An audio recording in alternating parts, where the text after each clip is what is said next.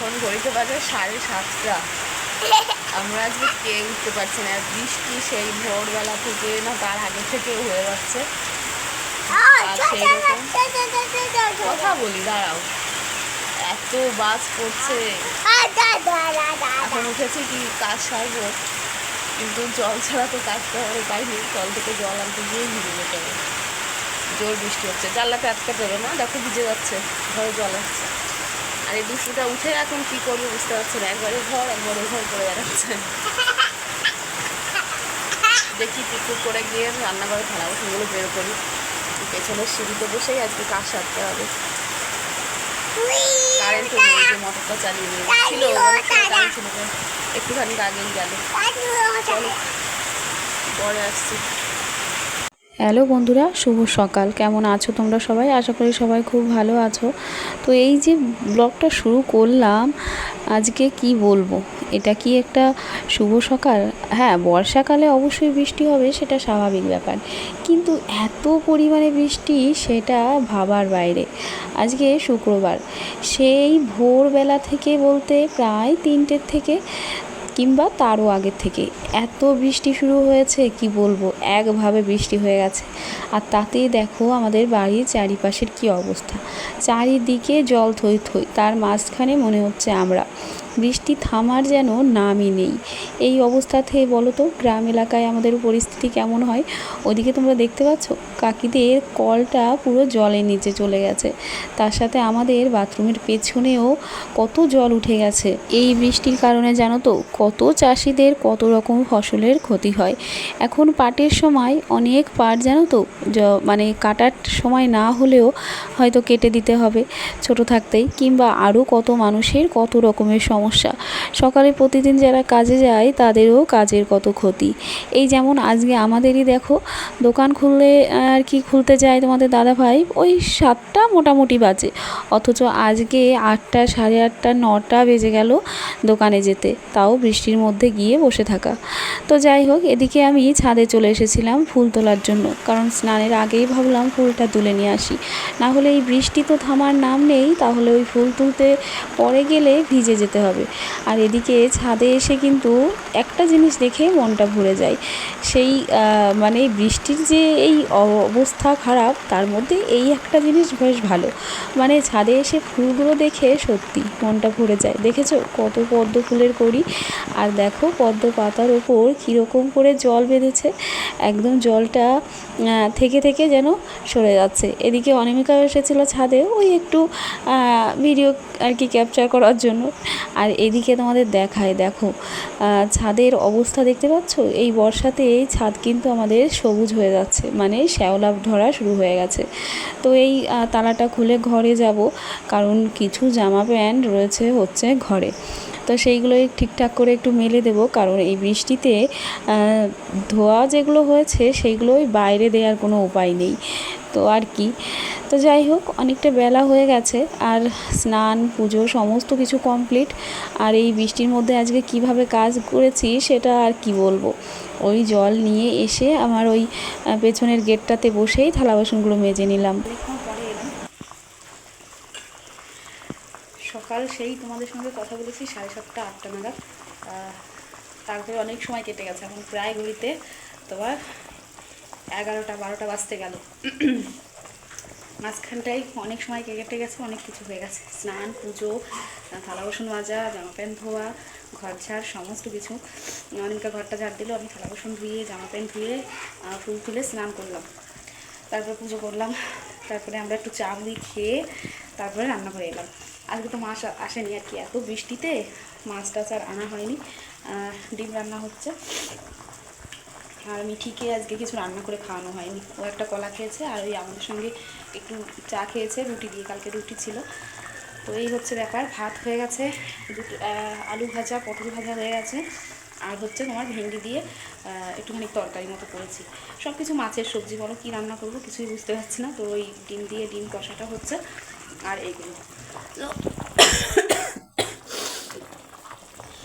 অনেকটা কিছু থালা বাসন মেজে দিয়ে গেল, আর এগুলো রান্নার পরে কড়াইটা আমি মেজে গ্যাসটা মুছে নেবো। আজকে খেতে খেতে তো 12টা বেজেই যাচ্ছে, 12টা অলরেডি প্রায় বেজে গেছে, 11টা 55 মতো বাজে। তো যাই হোক, আজকে তো আর গুড মর্নিং বলা আর হলো না। তো চলো, এই আর কি টুকটাক করে বৃষ্টির দিনে কি ভিডিও করব, ভিডিও করলে পুরো একটা গোটা ভিডিও হয়ে যেত।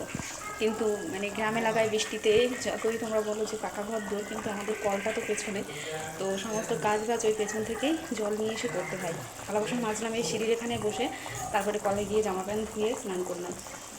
বৃষ্টির দিনে গ্রাম এলাকায় সত্যি কষ্ট। বৃষ্টি ভালো লাগে, কিন্তু এরকমভাবে নেমে থেকে সকালে কাজ বাজে এত অসুবিধা হলে তখন আর ভালো লাগে না। সব কিছু যদি ঘরে ভেতরে হয় সে এক ব্যাপার হয়, কিন্তু জলটা আনতে, বাথরুমে যেতে, সমস্ত কিছুই তো আমাদের বাইরে। তো চলো, তরকারিটা নামিয়ে নিয়ে, এই যে তরকারিটা ঝোল দিয়ে দিয়েছি, হচ্ছে। আর এদিকে সব কিছু এলোমেলো রয়েছে। এই যে ডিম ভেজে রেখেছি এখানে, আর একটা ডিম হচ্ছে মামলেট হবে, আর ওদিকে সবাই রয়েছে। চলো, সারাদিনটা টুকটাক দেখি কী ভিডিও করতে পারি, সেগুলোই তোমাদের সঙ্গে শেয়ার করলাম। বৃষ্টি ভেজা দিন, আর বৃষ্টি হয়েছে, এত বৃষ্টি হলো, গরম কমেনি। দেখো অলরেডি ঘামছি, দেখেছো? এত গরম লাগছে। কারেন্ট নেই, সেই সকালে এত প্রচণ্ড বাস পড়েছিল, তখনও কিন্তু কারেন্ট ছিল, তারপরে কারেন্ট চলে গেছে, তারপরে এখন আর কারেন্ট আসেনি। শিলনোড়ায় মশলা করে তারপরে এই রান্না করছে। অনেকটা সবজিগুলো কেটে দিল, আমি ঝটপট করে রান্না বসিয়ে দিলাম। রান্নাঘরেই এসেছি প্রায় 11টা নাগাদ, 11:30, 11টা নাগাদ। চলো, এখন আর কথা হচ্ছে না, পরে দুধ এসে গেছে।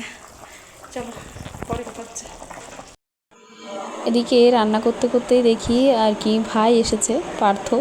তো আজকে দেখো আমাদের গাড়িটাও কিন্তু বের করা হয়নি বৃষ্টির কারণে। তো যথারীতি ওই যে বললাম ভাই এসেছে, ও নিয়ে এসেছে এই যে এই জিনিসগুলো মা পাঠিয়েছে। তো সেইগুলোই তোমাদেরকে এখন দেখাই যে কি পাঠিয়েছে। তার আগে বলি, সকালে রান্না করতে বসে আমি মায়ের কাছে ফোন করেছিলাম যে এত বৃষ্টি হচ্ছে, বাবা লাইনে যেতে পারবে কি না, সেই ব্যাপারগুলো।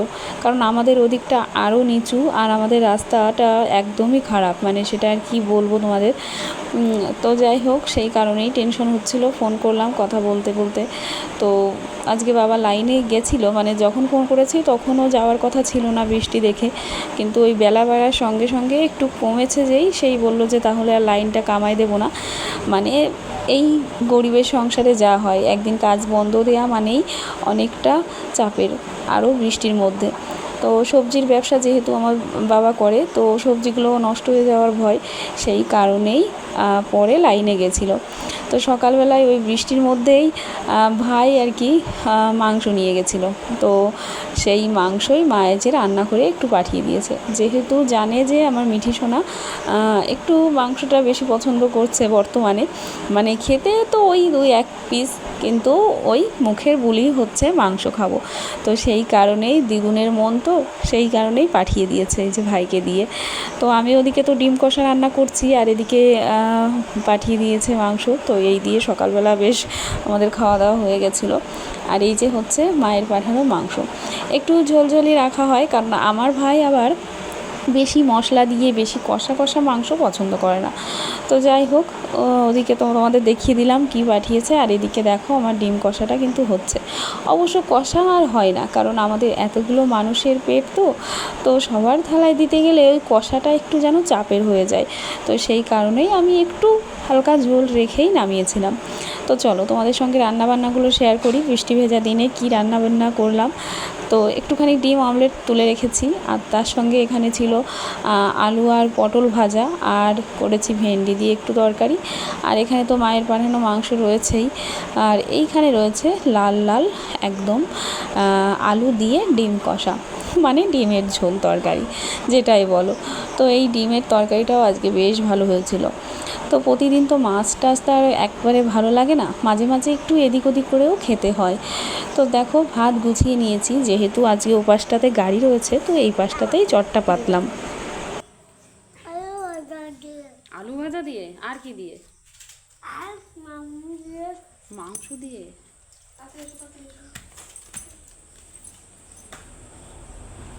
তাড়াতাড়ি খাও, তাড়াতাড়ি গেল তো, এদিকে আসবে পুলিশ এখন।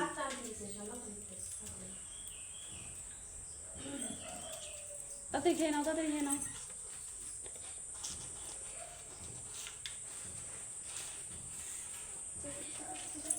রান্না করে বেরিয়ে আসতে আমার তো একটু দেরিই হয়, তো ততক্ষণে মিঠির কাকিমণি মিঠিকে খাইয়ে দেয়। তো ওর তো খাওয়া হয়ে গেছে, আর এখন আমাদের ভাতটাও গুছিয়ে নিয়েছি, এখন আমরা খাওয়া দাওয়া করব। তো চলো আজকে ব্লগটা এইটুকুই, সবাই ভালো থেকো, সুস্থ থেকো, আর অবশ্যই আমার পাশে থেকো। তো আজকে এইটুকুই, টাটা।